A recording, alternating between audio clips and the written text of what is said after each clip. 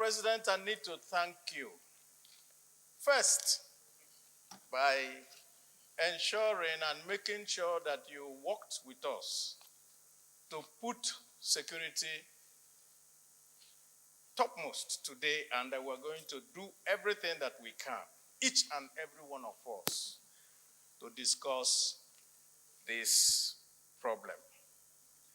When I was coming, Mr. President, this morning, I saw the newspaper headline of this day.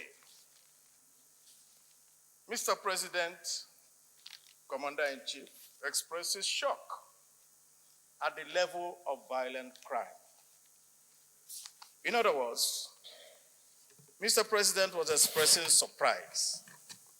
But in accordance to our rule 5313, I will not go into that, but I will only say, Mr. President, in pidgin English, this surprise surprised me. Minority Leader, there should be no surprises, just go straight to the point.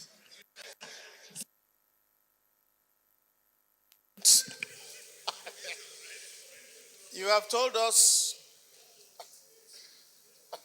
that on this solemn day that we're discussing this matter, that we may not at any point be partisan. And I want to tell you, Mr. President, if you didn't insist that we will not be partisan, I would have called out the presidential spokesman, Femi Adesina, who, when the CAN leaders complained about the killing of a priest, he turned around and said that the CAN was acting like a political party. Now that we are talking about it here, let me hear him say that all of us are acting like a political party when somebody is complaining about these incessant deaths in this country. Mr. President, because we have to get to the root of this matter, I can only say one thing. Those who live by propaganda will die by propaganda. Minority Leader, I really don't like what I'm doing, but I'm forced to.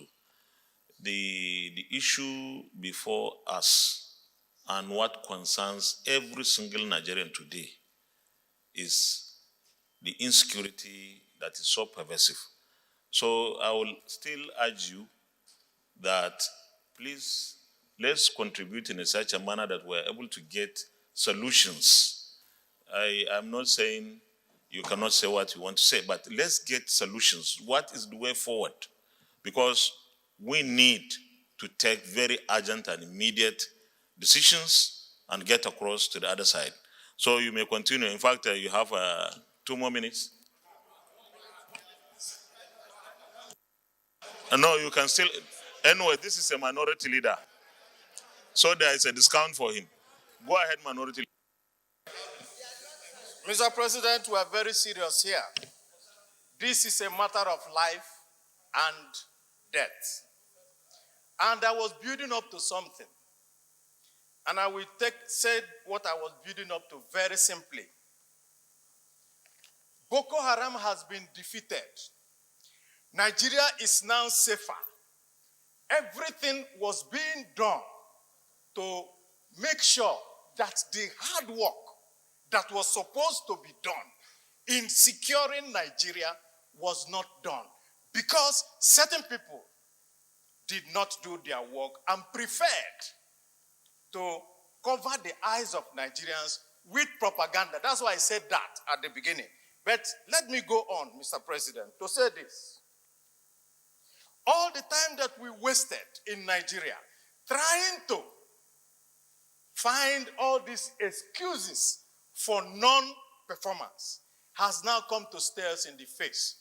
Reality is no respecter of persons. And it is the reality that we are facing now. Senator Sani Musa shouting every day that his people were being killed in Niger. We just took one from Jos, a student who was murdered by a Boko Haram person in full view of everybody with a pistol. And the Boko Haram person was somebody that was more, almost, he's not up to 9 years or 10 years old. And we are told that they have been defeated. Now, to go to the fact of what do we do? Mr. President, we have heard from the newspapers today where you have said and suggested, and they are quoting you to say, oh, well, we're going to call the IG, we're going to talk about the community policing, we're going on that way. Mr. President, Nigeria did not elect the IG. We did not elect the chief of staff. We did not elect the joint chiefs. We did not elect the national security advisor. We elected the government of APC in 2015 and re-elected them in 2019. The reason why we re-elected them was that they continued to tell us that because they had the key to security, and the whole Nigeria voted them in 2015, and I agree with that. And I'm saying, Mr. President, when you want to deal with a matter, you go to the head.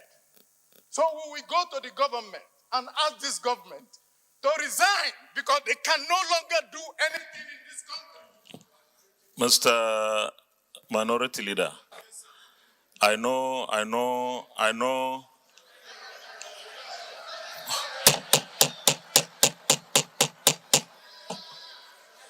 Minority Leader,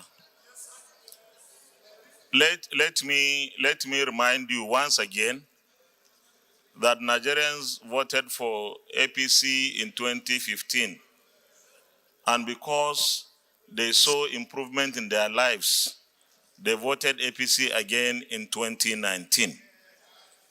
I don't want us to be partisan, and I will advise against hate speech in this chamber.